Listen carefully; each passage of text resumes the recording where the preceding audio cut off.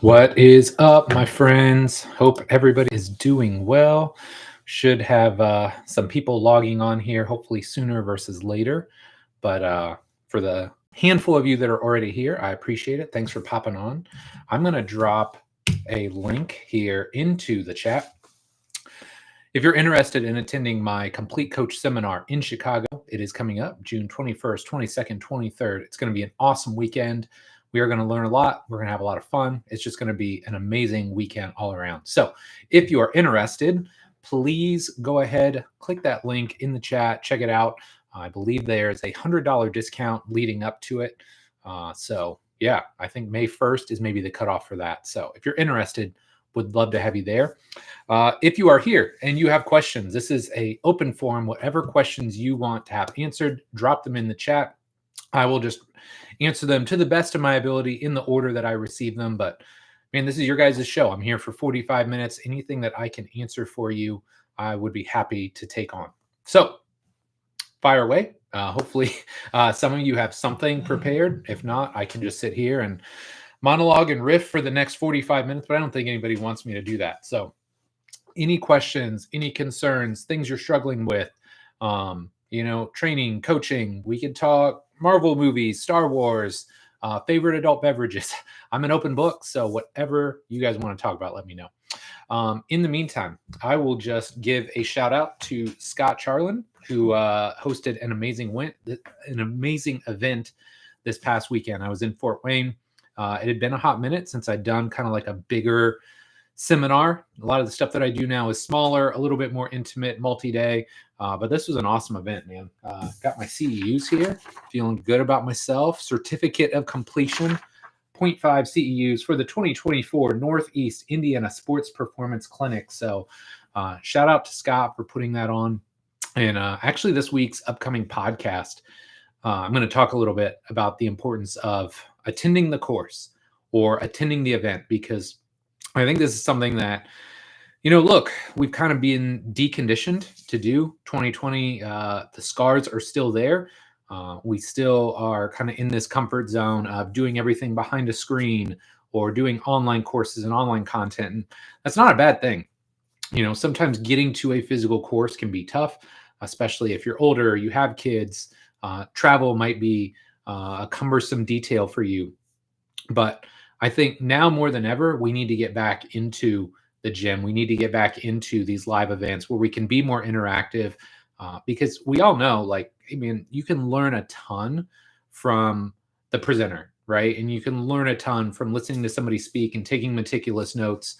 But the real benefit to going to those types of events is the energy that you get from being in the room. It's from being around these people in an interactive environment where you can have back and forth.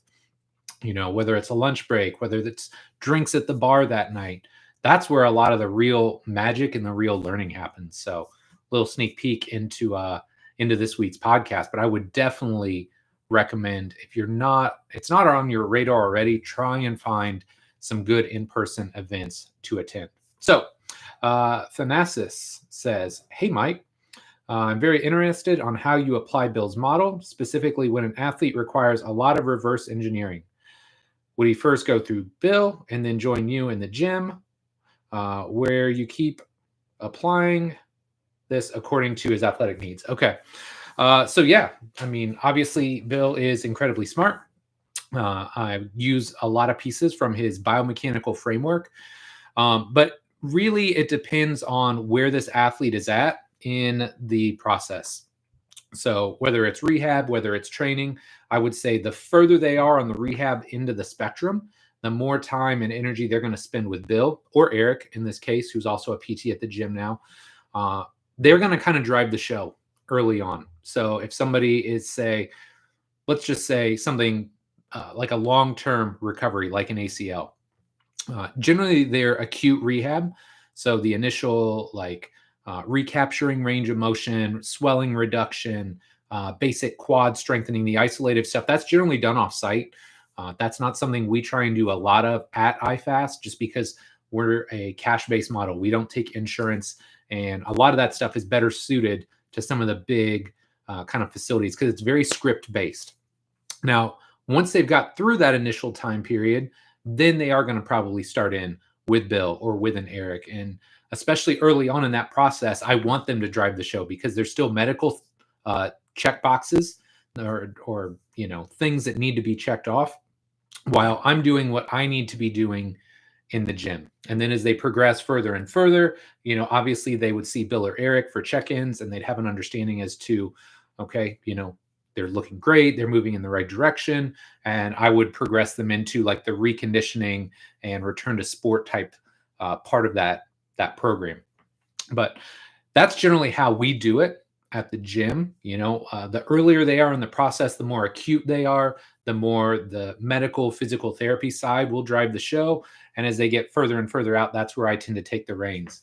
But yeah, absolutely. I mean, this is what we look at it as. And the way I try and frame it with a lot of my athletes is that, look, it sucks that you've had this injury, right? And I was thinking about just in the last 12 months, I've had a Liz Frank, like compound ankle and foot, like fractures and issues that I've dealt with, an ACL, multiple cases of patellar tendinopathy, like every basketball player I work with, a microfracture, an ACL microfracture. So I've had a lot of these more complex rehabs here lately. And so those people, they need the acute stuff, but you're absolutely right, Thanasis. They need this reverse engineering, right? Because what they're doing isn't working. Their preferred biomechanical movement strategies aren't working, or they're not optimal for them.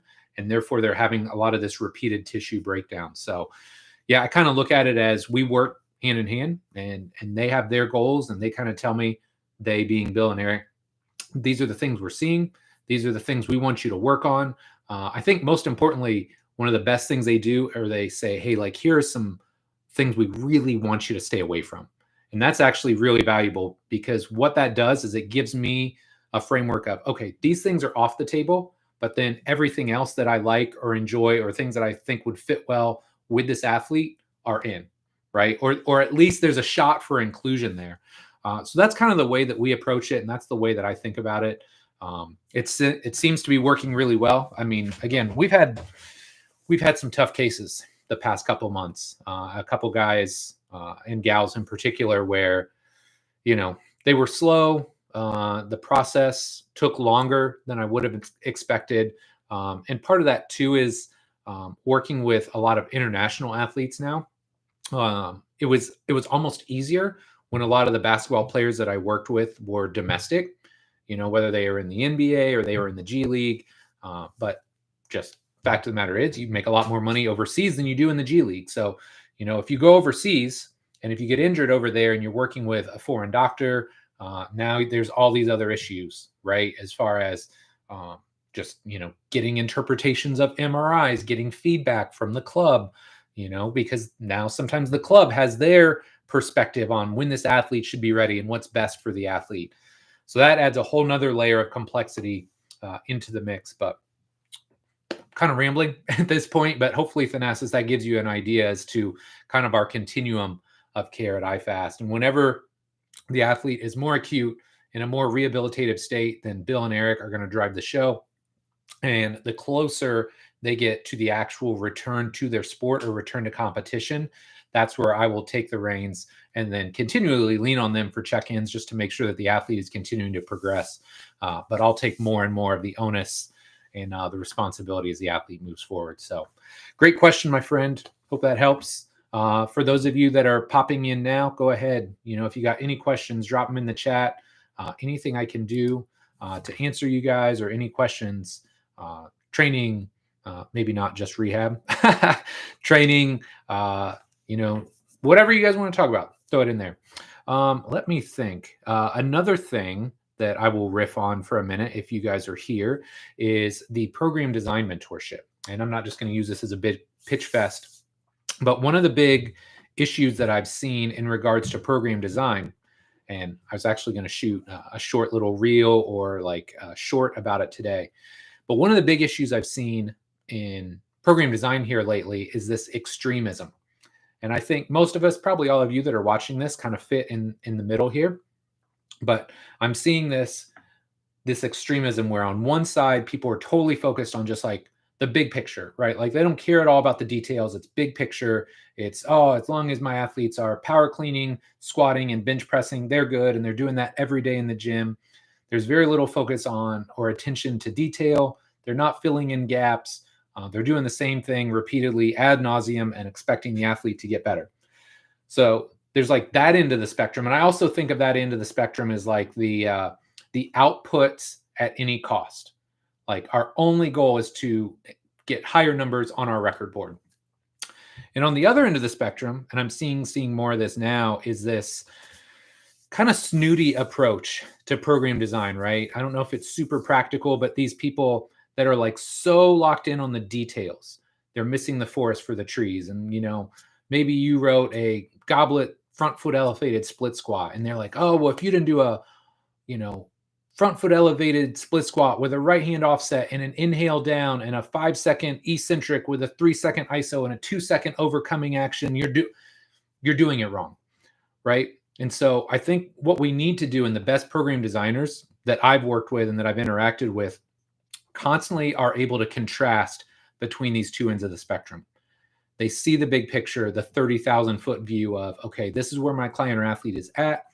These are some of the big things that we need to focus on, or the adaptations that we're chasing. And then on the other end, they also have this willingness and this understanding that the details do matter, right? The exercise that I choose impacts how an athlete is going to move. Choosing an appropriate set rep scheme, time under tension, rest period, intensity, all of these things matter as well. But they're constantly ping-ponging between the two. They're not like just on this one end where it's outputs at any cost, and then it's not at this other end where like perfect movement is the solution to everything. And this is one of the things that I try and, you know, really break down in my mentorship. I'll put a link in here somewhere because there's an application you need to fill out.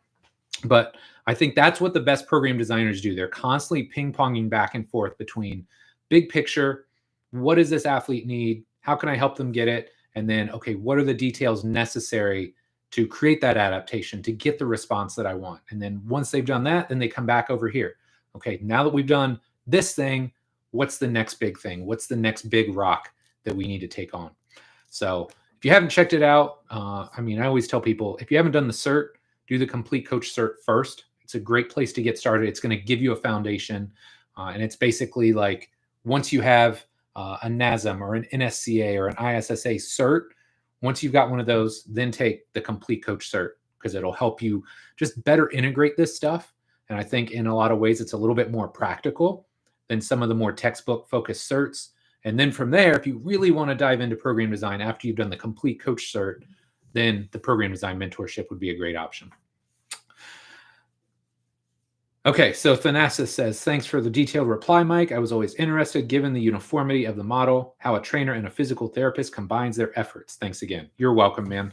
I think this is what good return to play should look like. And that's what I talked about in my presentation this weekend, Thanasis, is trying to find ways to get everybody on the same page.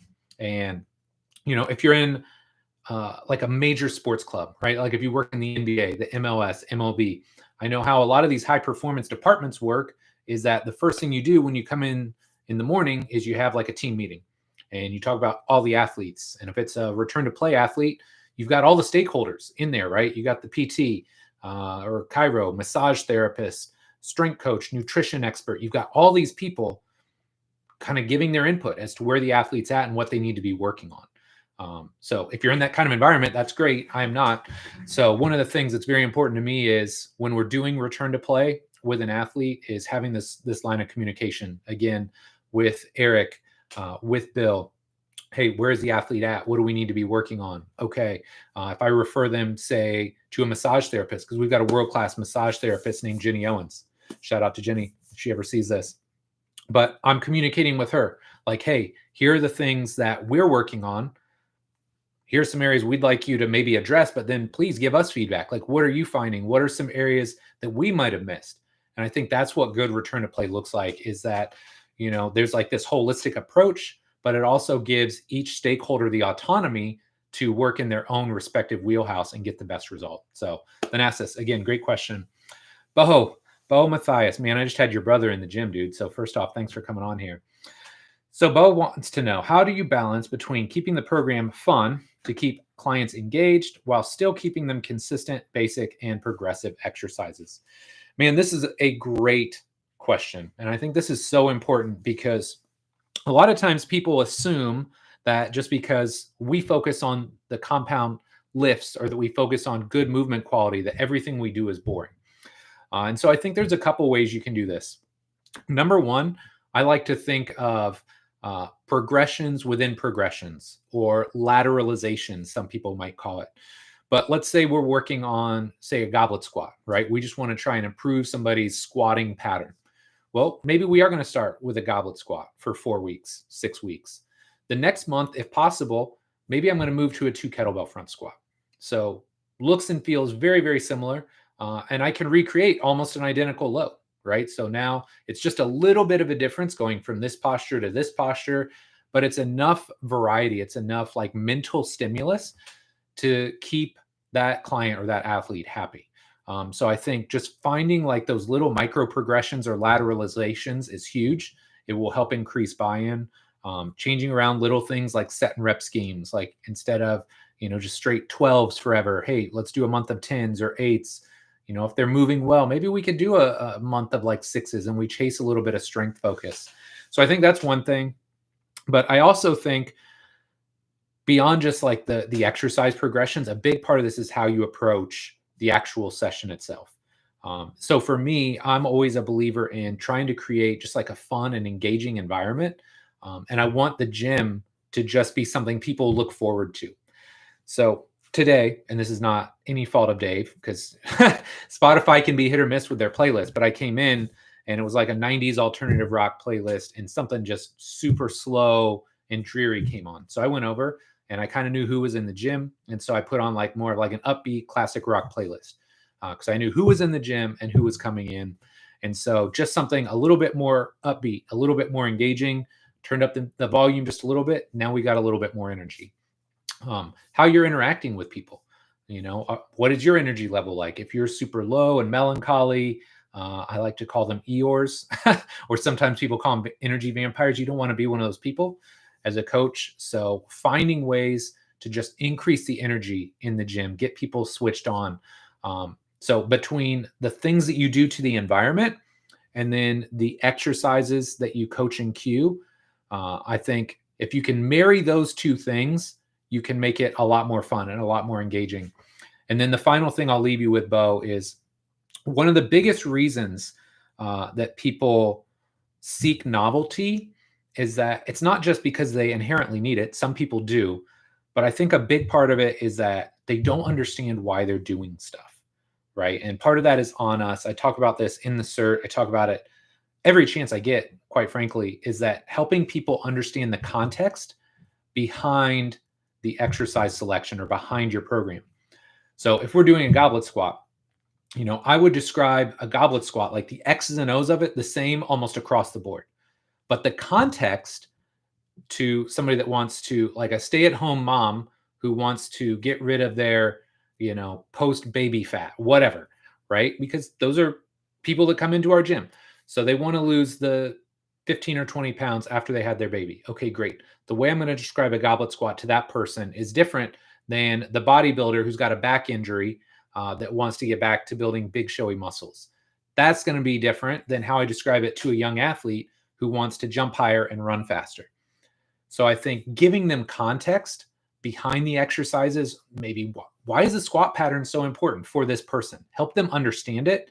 And then if you can help them better understand it, how it relates to their goals, inherently, you're going to get more buy-in and you'll have a longer period of time where you can have them focus on those basic foundational lifts. So, Bo, really hope that helped you out there, man.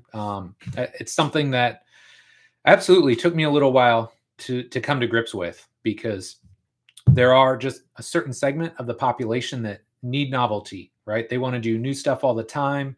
They're constantly shifting their goals or the things that they want to get out of coming in the gym. And I respect that.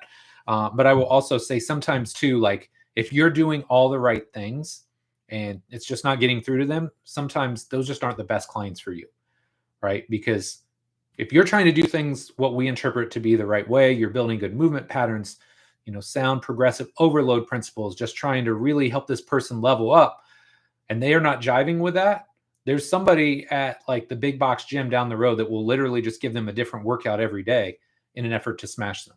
And if that's what that person needs and that keeps them in the gym, that's fine. That's just not how we choose to do it. So that would be my final answer there, is that if you're doing all the right things and it's just not resonating with this person, maybe they're not the right person for you. So again, Bo, great question, man. Hope that helps a little bit, and it's something that many of us have struggled with over the years. So, okay, man, already 20 minutes in. Feel like hopefully I'm not rambling too much, but we got 45, so we got 25 more minutes. Feel free, keep firing stuff at me. Man, what else was I thinking about? Try and think of any other good topics that I was chatting about. We were talking a little bit about reverse engineering clients. And I think this is something that's very important. I talked about this in the return to play presentation. But when you're thinking about return to play, one of the most important things you can do is reverse engineering the sport. And I had this slide up where I had like a professional basketball player, professional football player, professional soccer player. And this is where, yeah, some of the foundational stuff like a squat, a lunge, a hinge, a push, a pull, like all those things are important. But when you start really getting into the nitty gritty, if you want to get somebody at peak levels of fitness for their respective sport, you have to understand that sport. So for instance, in basketball, you got to think lots of starting and stopping, probably never hitting top end because a basketball court is too short. A lot of stress on the hips, knees, and ankles. Short bursts interspersed with maybe some continuous running with some rest. So the energy systems demands for basketball are going to be totally different than, say, a professional football player. Because I had a couple of these guys in over the years, and you got to think about the energy systems demands. They are totally different, right? Now you have huge human beings running into each other for 4 to 6 seconds at a time, 25 to 30 seconds off, and they could do that for as few as 2 or 3 plays up to as many as 12, after which they are followed by a break. So I think this is one of the big things that we need to do as an industry. I think people at the top of the food chain are doing this because they are specialized. But if you are a younger coach listening to this and you work with a broad spectrum of athletes, different shapes, different sizes, different sports, really invest some time in trying to understand the game, understand the movements involved, the areas of the body that might break down, the conditioning needs necessary. And if you haven't already picked it up, Joel Jamieson's Ultimate MMA Conditioning book is, I think it's maybe $30. And it's arguably the most impactful conditioning book I've ever read, because it's just incredibly practical. It's not focused on endurance or improving like running or swimming or cycling, these long duration endurance sports. It's like the most applicable book you can get for real world energy systems training. So if you haven't read that book, definitely check it out. But definitely think about reverse engineering the different sports if you work with a lot of different athletes. Okay. Oh, okay. ATA Excellence Martial Arts wants to know, can you talk about the format and content of your speed camps for youth? Yes, this is a great question.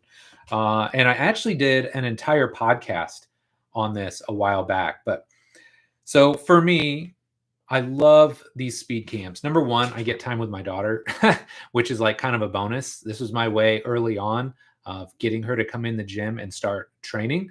I made it fun, right? I got her and I invited a bunch of her friends. So the gym made a little bit of money, which I always invested back into like gym equipment or equipment that we needed, stuff that was necessary in the gym. But my biggest priority here was teaching. We had some boys, but a lot of times young girls, 10 to 13, how to move, right? How to be more confident in the gym. So the program kind of looked like this. The first 5 minutes, so like if they came in early or the first 5 minutes were absolutely free time. I wanted them to run around. I wanted them to find stuff that was engaging to them. Last year, they were obsessed with flag tag, like obsessed with flag tag. They wanted to do that every day to start the session, which was great. This year, I had all the girls played soccer, right? So my only rule for the warm-up was that they couldn't play soccer. They had to do something else because they were already having practice twice a week. So I said, whatever you do, you can't play soccer, but you can do anything else. So they were obsessed with playing volleyball, getting buckets. They would just move around and have fun. So that's like the first 5 minutes. The second 5 minutes was just kind of a general warm up, like a general dynamic warm up. And again, I shot like a YouTube video about this a couple weeks ago that was just kind of the general warm up that I use with my athletes. And it's basic, it's foundational, but exposes them to almost all of the big movement patterns they're going to use in sport, right? There's a mobility component to it and stability because we do a lot of stuff on one leg, but then it's, hey, let's do some sprinting. Let's do some shuffling. Let's do some backpedaling. Carioca, just trying to expose them to a broad range of movements, but kind of subtly there. My thought process is also, if they ever get in a situation where they're going to do a rec sport or they're going to go play and the coach isn't there, they have a warm up baked in that they're comfortable with that they can take and apply. So we do that. And then generally the next 25 minutes was focused on one key area. Okay. So, I had themes for the day. Sometimes it was acceleration, like linear acceleration. Some days it was curvilinear runs, right? Or curved running. Some days it was change of direction. So in a lot of cases, what I would do is I would start by teaching them the movement, right? The movement model, what it should look like. I always tried to give them like 2 or 3 cues. Okay. So for example, if they're doing linear acceleration, I tried to beat this in their head because they play soccer. There's a lot of accelerations involved. I said 3 cues that you always need to think about. Chase your shoulders, big arms, right? And push. Those were the 3. And so I just beat that into them over like the 2 or 3 months that we did this. So eventually now, one of the girls, it's funny, she's like, anytime I go after a ball, I think about Coach Mike and I think about chasing my shoulders, which is pretty cool. So we'd spend like 25 minutes and we would do some drills, for lack of a better term, but some concepts and some activities would help reinforce the movement model. And then we would always find ways to compete. Always find ways to compete. So maybe we're doing a relay. Maybe we're doing, I call them waterfall sprints, where one girl goes, and then once she goes, the rest of the line can react and run out.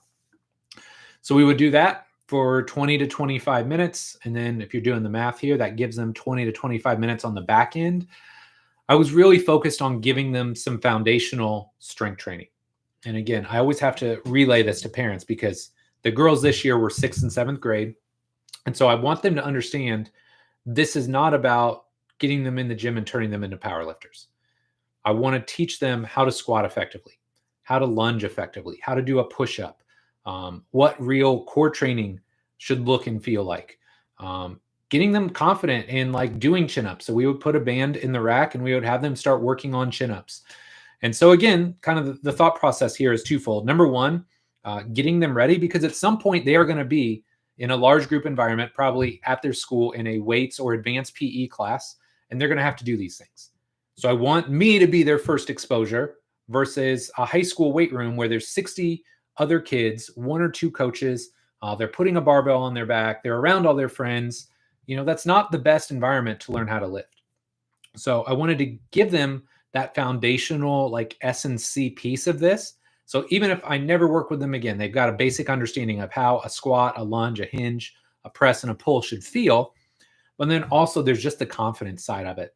And I haven't got to talk about this as much, but I think girls at that age, guys too, young boys too, but girls especially, I want Kendall and her friends to have that confidence when they walk into a weight room, that they know what to do, but also when they step on a soccer field, when they're walking around in everyday life, they have that confidence of being able to take care of their own body, right? Because I think that's incredibly empowering for a young female to have that. So I hope that gives you some insight. I don't know what your actual name is there, ATA, but I hope that gives you some insights as to how I ran the camps, why I ran them.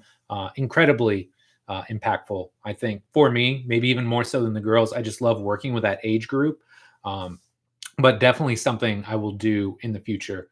And it's funny because now Kendall actually really enjoys it. She has like a little body weight workout she's done basically every day in her room since then, like since November or December, every day. The only days she's missed were if she had a soccer tournament or when we were maybe at Camp Tecumseh last weekend. I think those are the only times that she's missed. So she's really locked in. In fact, yesterday, she's, excuse me, she's playing tennis. Her tennis match got canceled. She actually asked me if we could go into the gym. So now I'm starting to like layer some new things on, right? Like, hey, here's how to alternating dumbbell bench. So it was a big day yesterday for, because everything they do is bilateral.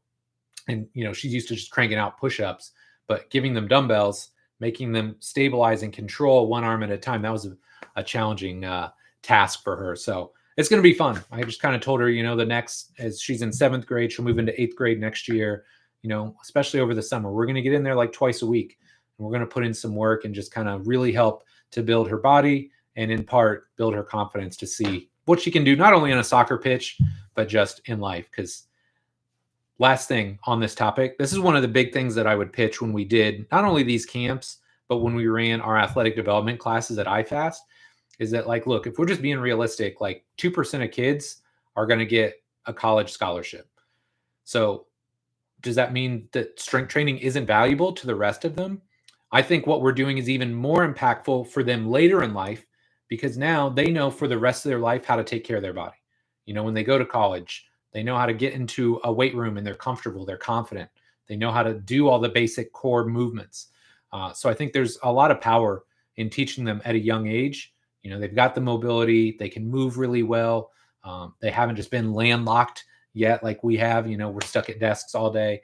So the younger we can get them started and give them that strong foundation, I think the more powerful and the more impactful it can be. So great question. Great question. Gary, great to hear from you, my friend. It says, Mike, what is your acute approach to the client who presents with lumbar issues before intense activity? Yeah, this is a tough one.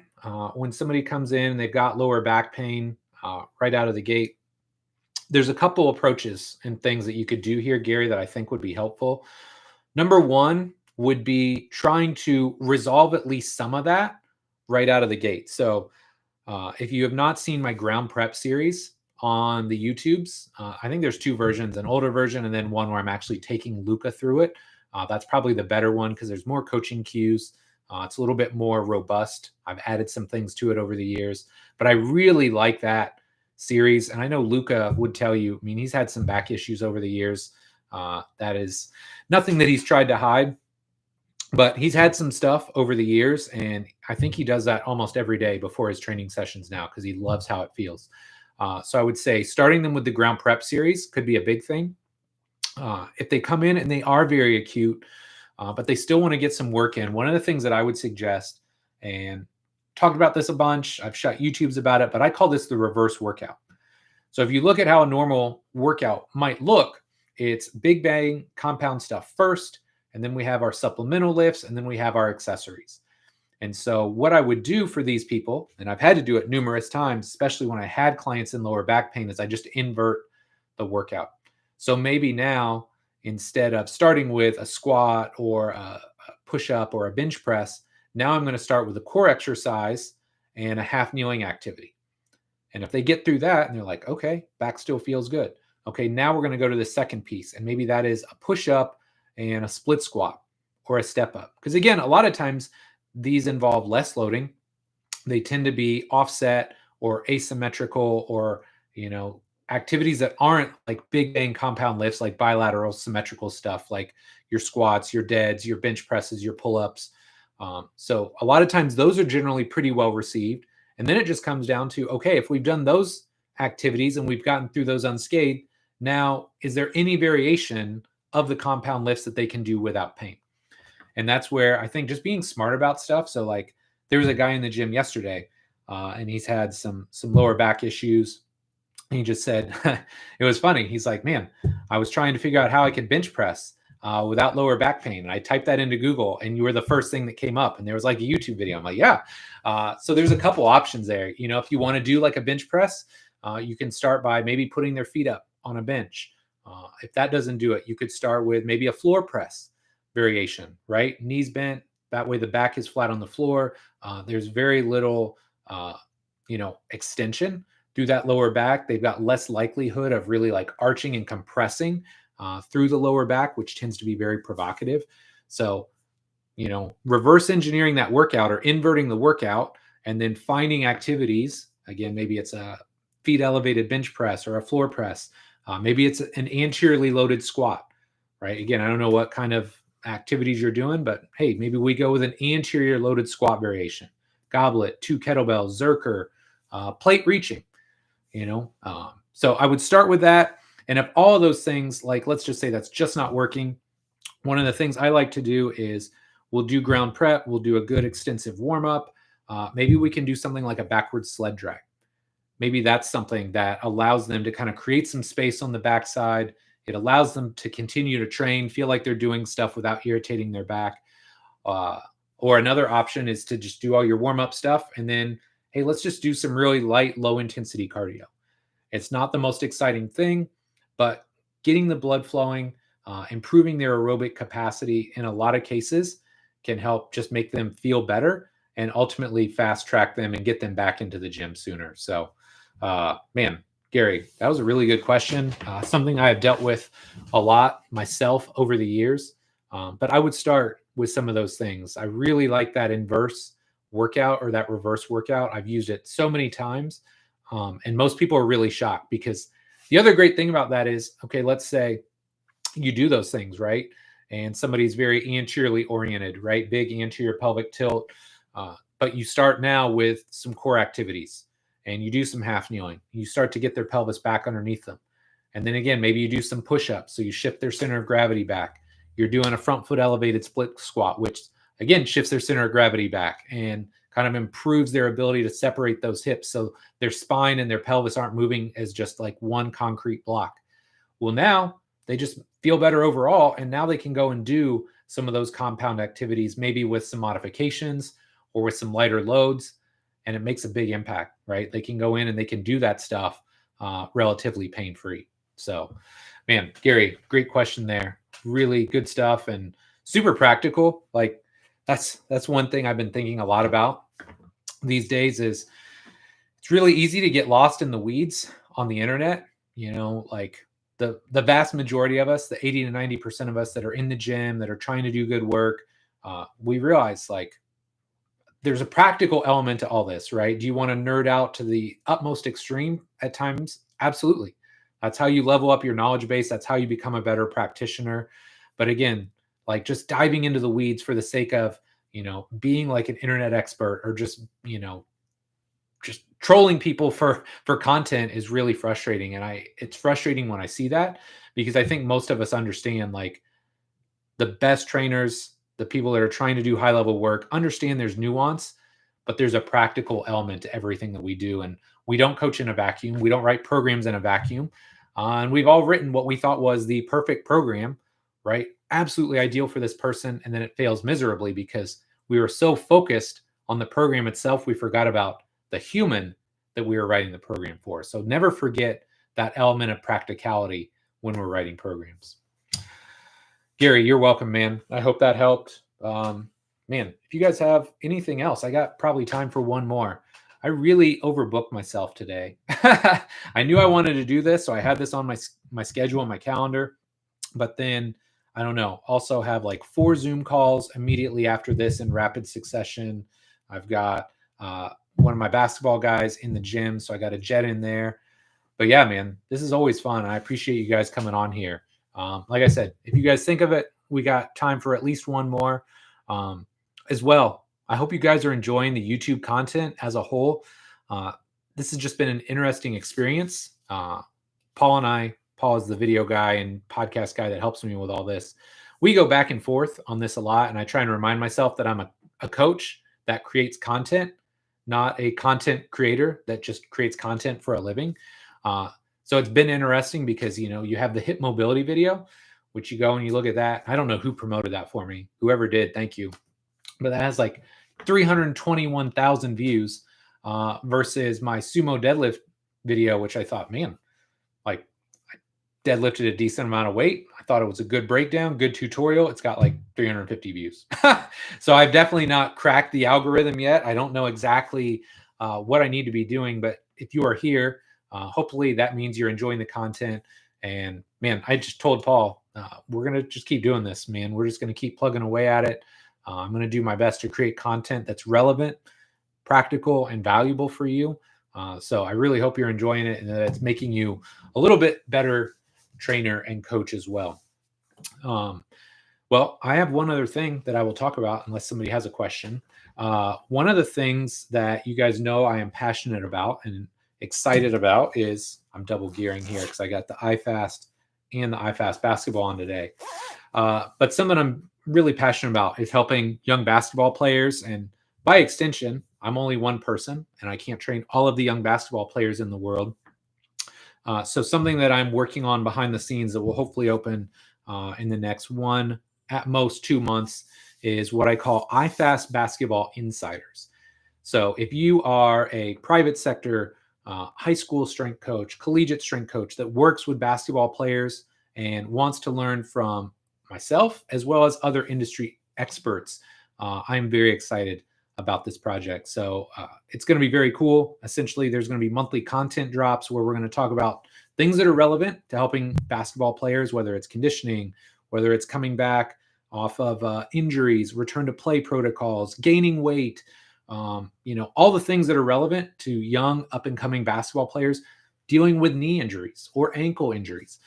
These are going to be a lot of the topics that are covered. So we're going to have monthly content drops. I'm going to do a monthly Q&A on Circle, which is just kind of like Zoom, except it's its own platform. You'll have access to me via Q&A. It's going to be a really sick little setup and a sick little program because, man, I just see a lot of room for improvement, if I'm being honest. And I understand, if you're in a high school, it's hard. You don't have the resources. There's not enough manpower.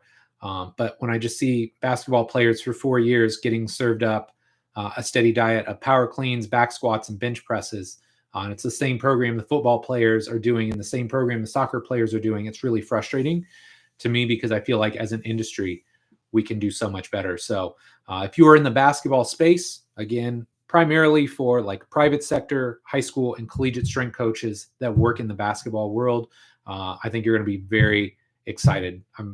My goal is to just make this the best possible site and resource for coaches like you. So let that out of the bag now. Pretty pumped to do that. And man, my friends, I think that's probably pretty good, man. I don't have any more questions. I appreciate all of you for coming out here today. I love doing stuff like this. The Q&A podcasts are fun, but I do enjoy this kind of thing too. It's a little bit more live, a little bit more interactive, and just appreciate all of you, not just for coming on, but for what you're trying to do for our industry. We need more leaders. We need more people that are willing to continue to learn, to evolve. And as you do this longer and longer, I know a couple of you personally, look, the longer you do this, the more you need to think about mentoring and finding young people to give back to, because our industry desperately needs more high-level coaches, trainers, physical therapists, people that are trying to do this at a high level to then turn around and mentor the next generation of coaches. Because, man, I feel pretty young, 45, a little bit more gray in the beard than I would like. But, man, I still enjoy this every single day, but I know I can't do it forever. And so I'm just really compelled to try and lift up this next generation of coaches. So for all of you that came on, love and appreciate you. Thank you, guys. Appreciate the support. And until next time, hope you guys are doing well and hope you have a great day. Take care.